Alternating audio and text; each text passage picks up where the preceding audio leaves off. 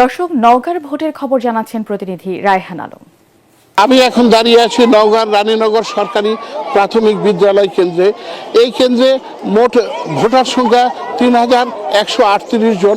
আমি প্রিজাইডিং অফিসারের সাথে কথা বলেছি, তিনি যেমনটি জানিয়েছেন এখন পর্যন্ত 25% ভোটাররা এই ভোট কেন্দ্রে ভোট প্রদান করেছেন।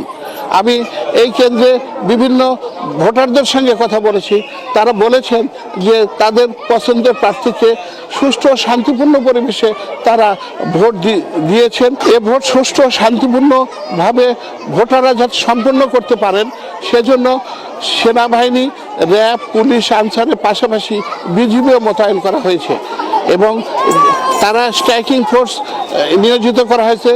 প্রতিটা কেন্দ্রেই তারা যেন স্ট্রাইকিং ফোর্স দিয়ে তারা পরিদর্শন করছেন, ভোটাররা যাতে সুষ্ঠু সুন্দর সম্পূর্ণরূপে করতে পারে, তারা ভোট নির্বিঘ্নে দিতে পারেন সেই জন্য তারা নিরাপত্তার ব্যবস্থা ব্যাপক জোরদার করেছেন। এখনো পর্যন্ত নওগাঁ জেলায় কোথাও কোনো অপ্রীতিকর ঘটনার খবর এখনো পর্যন্ত পাওয়া যায়নি। এই 6টি আসনে 32 জন প্রার্থী প্রতিদ্বন্দ্বিতা করছেন। মোট ভোটার সংখ্যা 23,29,000 ভোটাররা এখানে ভোট প্রদান করতে পারবেন। এই ছিল নওগাঁর ভোটের সর্বশেষ পরিস্থিতির খবর।